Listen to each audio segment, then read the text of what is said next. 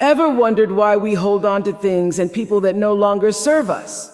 What if I told you that real peace comes when we finally let go? Imagine the freedom, the joy, and the space to grow. Oprah Winfrey's message, "Let them go and be happy alone," is not just a call to release others, but to release ourselves from the burden of attachment. It's not about walking away from love. It's about walking towards a more empowered version of yourself. Let's talk about why sometimes the most powerful thing we can do is to set someone free, and maybe even set ourselves free in the process. When we hold on to something, we often think we're preserving it, safeguarding it, or maybe even protecting it. But the truth is, we might just be trapping ourselves in a cycle that doesn't allow us to experience true freedom. Holding on to relationships, objects, or ideas that no longer serve us can create a kind of emotional prison. It's not that we don't value the past or the person, it's that the act of clinging prevents us from moving forward, from evolving into the next chapter of our lives. Think about the weight of an old suitcase. At first, it might seem useful to carry it around, especially if it contains memories or things we think we need. But over time, the weight of it becomes more of a burden than a necessity. It begins to drag us down, making every step we take feel heavier. This is what happens when we refuse to let go, whether it's a toxic relationship, an unfulfilled dream, or an outdated version of ourselves. We hold on to what we think we need, convinced that letting go would be a form of loss. But in reality, it's the holding on that causes the loss. The loss of energy, the loss of peace, the loss of potential. When we let go, we create space for new experiences, for new people, and for new growth. Imagine a room filled with clutter. It's hard to see what's important because everything is piled up, overlapping, and competing for attention. Once you clear the clutter, the room becomes a place of calm and possibility. Letting go of things that no longer serve us is like clearing that clutter from our minds and hearts. It allows us to breathe, to think clearly, and to make room for what truly matters. Without this space, we stay stuck, unable to move forward or see beyond the confines of our current reality. But letting go doesn't always feel easy. It comes with the fear of the unknown, the discomfort of change. We might fear that without these attachments, we will be incomplete, lost, or alone. However, it's in this very discomfort that we find the seeds of transformation. Growth doesn't happen in comfort zones. It happens when we're willing to step outside of them and trust that the universe or life itself will provide what we need when we release what's holding us back. The beauty of letting go is that it doesn't mean we're abandoning anything. It simply means we're choosing a different path, one that is free from the chains of past expectations, disappointments, or fears. It's not about saying goodbye to love or to memories. It's about saying yes to freedom. It's about acknowledging that sometimes the greatest act of love we can offer someone else is the space to grow without us. And just as importantly, it's the space we need to grow ourselves. Only when we let go do we realize that what we thought we were holding on to was never really ours to begin with. It was only a temporary moment. And now, by releasing it, we make room for something even greater to enter our lives.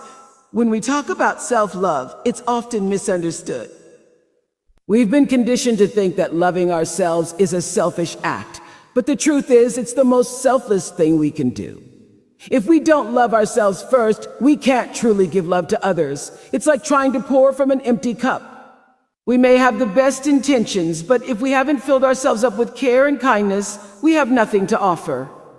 And more than that, we rob ourselves of the chance to be our best selves, healthy, whole, and ready to embrace life fully. Self-love is not about vanity or ego.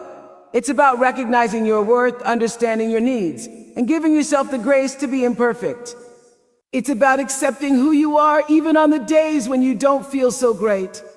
And most importantly, it's about making choices that honor your well-being, physically, emotionally, and mentally. This is the foundation upon which everything else is built. When we make self-love a priority, it becomes a lens through which we view the world and interact with others. Without it, we end up in relationships, situations, and environments that drain us rather than uplift us. We often find ourselves in relationships where we bend or sacrifice too much of ourselves, hoping that by giving all of ourselves, We'll create a sense of belonging or prove our love. But in doing this, we lose touch with our own identity. It becomes easy to forget who we are outside of the roles we play for others. When we let go of these attachments and focus on ourselves first, we rediscover our own values, desires, and passions. We begin to see that we don't need anyone else to define us. We are complete on our own. And when we are complete, we bring our best selves to the people we love, not from a place of neediness or insecurity, but from a place of abundance and mutual respect. Loving ourselves means setting boundaries, not out of anger or resentment, but out of respect for our own energy. It's about knowing when to say no, even when we want to say yes. It's about not being afraid to speak up for our needs and desires. Often we're taught to please others, to keep the peace and to avoid confrontation. But the truth is, peace comes when we honor ourselves first. When we let go of the need to constantly seek validation or approval from others, we step into our own power. We don't need anyone else to tell us we're enough because we already know it deep down. When we love ourselves, we stop tolerating disrespect, mistreatment, or relationships that don't bring us joy. We stop allowing others to define our worth or our limits. Self-love is about creating a life that reflects who we truly are, not who we think we should be. And once we do that, once we set that example for ourselves, we begin to attract people into our lives who align with that same energy. People who respect us, value us, and love us for exactly who we are. But the journey of self-love isn't always easy. It requires us to look inward, to confront our insecurities, and to embrace our flaws. It requires us to forgive ourselves for past mistakes and to release the guilt we've carried for so long. It's a process of healing, of growing, and of becoming the person we were always meant to be. The more we practice self-love, the more we realize it's not just a concept, it's a way of life.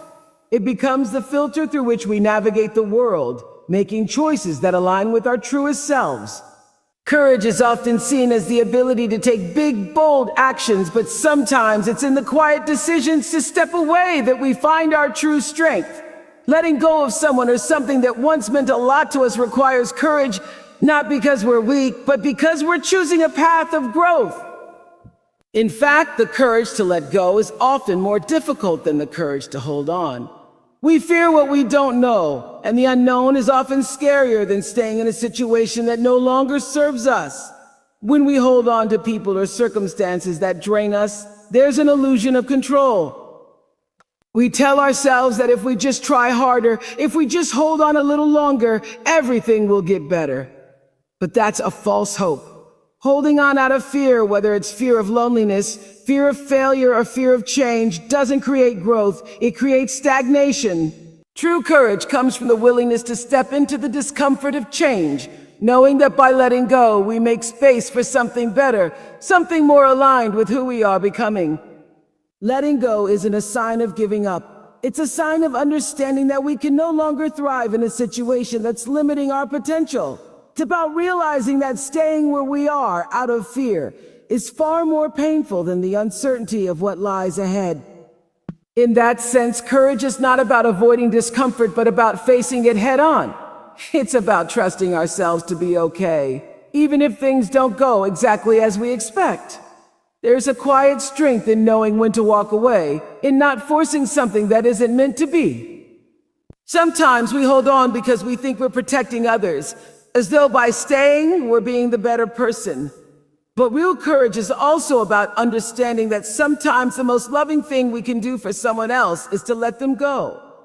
If a relationship is no longer healthy, if it's become toxic, continuing to hold on only keeps both people stuck in a cycle of pain. It takes strength to acknowledge that walking away, although difficult, may be the best choice for both parties. We let them go not because we don't care, but because we care enough to recognize that they too need the freedom to grow, to change, and to find their own path. The act of letting go requires trust, not just in the process of life, but in ourselves. It's about knowing that we have the resilience to move forward even if the road ahead is unclear. It's about trusting that even in moments of vulnerability and fear, we will find our way. And it's in those moments of trust when we finally let go that we often discover a deeper strength within us than we ever thought possible. This strength isn't loud or flashy. It's a quiet, persistent knowing that we are capable of more than we imagine, and that we are worthy of the peace that comes when we make space for it in our lives. In fact, courage is the quiet recognition that we are enough, even without the things or people we've been afraid to lose. It's the understanding that our happiness isn't tied to anyone else, and that our future is not dependent on staying stuck in the past. Letting go isn't easy, but it's through this act that we give ourselves permission to step into a new chapter of our lives, one that is full of potential and possibility. And that ultimately is the greatest act of courage we can make. Not everyone we meet in life is meant to stay forever, and that's okay. It's a hard truth to accept, because we often form deep attachments to people, places, and experiences that shape our lives. We convince ourselves that if something or someone has been with us for a while, it's meant to last. But the reality is people come and go, just like seasons change. Every person who crosses our path has a purpose, but that purpose isn't always to remain by our side for a lifetime. When we hold on too tightly, we risk missing the lesson that comes with their presence. People show up in our lives for a reason, sometimes to teach us something about ourselves, about love, or about life. They bring new perspectives, challenge our beliefs, or help us discover parts of ourselves we didn't know existed. But these lessons don't necessarily need to be repeated forever. Once the lesson is learned, we need to allow both ourselves and them to move on. That doesn't diminish the value of the relationship, but it acknowledges that its time has passed, and it's okay to let go. Sometimes the people we meet are there to help us grow through a particular chapter of our lives. When we're stuck in one place, feeling lost or uncertain, they show up like a guide to help us navigate the chaos. They may be there to teach us about patience, resilience, forgiveness, or understanding. But the moment we learn those lessons, it's like a door opens and we find ourselves standing at the threshold of something new. The person who helped us get to this point may no longer fit into the next chapter of our story, and that's not a failure. It's part of life's natural flow. It's easy to hold on to the past because we fear the void left behind when someone is no longer a part of our lives. But the void is not a place of loss. It's a place of potential. It's a space where new experiences, new people, and new opportunities can enter our lives. Without this space, we remain stagnant, unwilling to make room for the next phase of growth. When we let go of people who are no longer meant to walk with us, we open ourselves up to the possibility of new relationships, ones that align with who we are becoming. The people who are meant to stay in our lives will find their way back time and time again, not out of obligation, but out of a mutual understanding that they are part of our journey. Those relationships are built on a deeper connection, one that is not about convenience or comfort, but about growth and shared experiences. But we can't expect everyone to fit into the future we're creating. Some people are meant to be in our past, and there's beauty in that. They leave a mark on us, not as a source of regret, but as a chapter that helped shape who we are today. We often romanticize the idea of forever, thinking that true love, friendship, or success is defined by permanence. But true love, real connection, and lasting peace come from embracing the transient nature of life. People change, circumstances shift, and we are constantly evolving. What's important is not holding on to what was, but accepting what is and allowing ourselves to move forward. The people who belong in our future will meet us there, and the ones who don't were simply part of our past for a reason. We honor their role in our journey by letting them go without guilt and trusting that life will bring what we need in due time. Setting boundaries is often misunderstood. We think of boundaries as walls, something that keeps people out or creates distance. But the truth is, boundaries are not about shutting others out. They are about defining what is acceptable for us, what we are willing to tolerate, and what we are not. They are the invisible lines that protect our well-being and our sense of self. When we set healthy boundaries, we are not only protecting ourselves, but we are also teaching others how to treat us. Without boundaries, we risk losing ourselves in relationships, in situations, or in commitments that drain our energy and leave us feeling depleted. Boundaries are an act of self-respect. They communicate that we value ourselves enough to say no when something doesn't align with our values, our needs, or our goals. We don't set boundaries to control others, but to maintain our own sense of peace and stability. Without them, we constantly find ourselves bending, compromising, or people-pleasing in ways that go against what we truly want. This leads to frustration, resentment, and a feeling of being stuck because we're constantly giving away our power without even realizing it. The more we let others define our limits, the less we are able to define them ourselves. When we don't set boundaries, we allow others to take from us, whether it's our time, our energy, or our emotions. And we often do this because we fear rejection or conflict. We want to be liked, accepted, or loved. And we think that by constantly saying yes or going along with what others want, we will get those things. But in reality, we end up losing ourselves in the process. We become so focused on meeting others' expectations that we forget to meet our own needs. This is where boundaries come in. They are the gentle reminder that it's okay to say no, to step back and to prioritize our own well-being. Setting boundaries also means understanding that it's not our job to make others happy, to fix their problems, or to carry their burdens. While it's natural to want to help and support the people we care about, we must also recognize that we cannot pour from an empty cup. If we are constantly giving without replenishing ourselves, we will eventually burn out.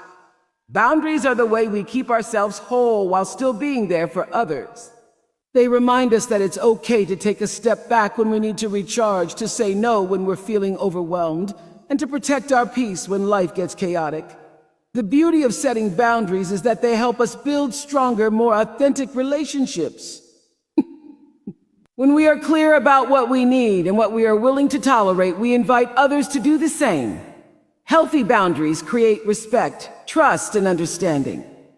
They allow us to show up as our true selves, without the fear of being taken advantage of or misunderstood. And they give us the space to grow, both individually and collectively, without losing our sense of who we are. In the process of setting boundaries, we may face resistance.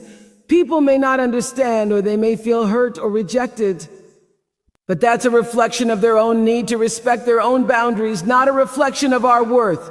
Setting boundaries is not about being rigid or unkind. It's about protecting our energy and making sure we are able to show up in the best way possible. When we honor our own needs, we are better able to honor the needs of others. And that's the foundation of any healthy, balanced relationship. Being alone doesn't always mean being lonely. In fact, some of the most transformative moments in life happen when we are by ourselves, not because we are missing something, but because we are becoming something. The fear of being alone often comes from a misunderstanding of solitude.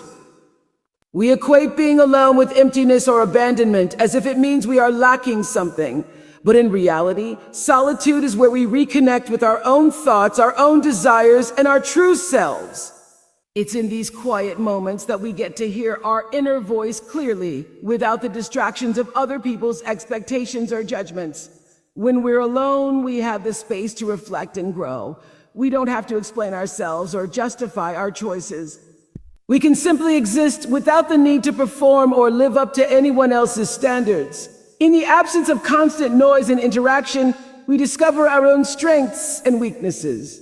We get to explore our passions, our creativity, and our potential in ways that we may never have the opportunity to do when we are constantly surrounded by others. Solitude gives us the freedom to experiment with who we are, to make mistakes, and to learn without the pressure of having to please anyone. Solitude also allows us to heal. We often carry wounds, emotional scars from past relationships, experiences, or situations that we don't fully acknowledge until we are alone. Being alone gives us the time and space to confront these wounds, to sit with them, and to begin the healing process. We can reflect on what happened, what we learned, and how we want to move forward. When we're constantly surrounded by others, it's easy to ignore our pain, to keep moving forward without really dealing with it. But solitude forces us to look inward, to sit with our emotions, and to allow ourselves the time we need to heal. It's in this space that we begin to reclaim our sense of self, our peace, and our power. Moreover, being alone teaches us the importance of self-sufficiency. It's not about rejecting relationships or companionship. It's about learning that we can be content and fulfilled without relying on others to complete us. Many of us are taught to seek validation from external sources, whether it's from friends, family, or romantic partners. But the truth is, we are already whole. Being alone allows us to remember that we don't need anyone else to define our worth. We are enough just as we are. And when we finally embrace this truth, we stop seeking outside validation and start living authentically. We can then enter relationships not out of need, but out of choice, because we want to share our joy, our love, and our experiences, not because we are looking for someone to complete us. Alone time also helps us reconnect with our purpose. In the hustle and bustle of life, it's easy to lose sight of why we're doing what we're doing. We can get so caught up in the demands of others and the expectations placed on us that we forget what truly drives us. When we're alone, we can tune out the noise and reconnect with our goals, our values, and our deeper sense of meaning. It's a time to check in with ourselves and ask, are we living in alignment with who we truly are? Are we on the path that brings us the most fulfillment? In these quiet moments, we gain clarity on our direction, our purpose, and the choices that will lead us closer to the life we desire. Being alone, then, is not a punishment. It's a gift. It's an opportunity to learn, to grow, to heal, and to rediscover who we are without the influence of others. It's a time to nurture our own souls, to deepen our relationship with ourselves, and to find contentment in our own company.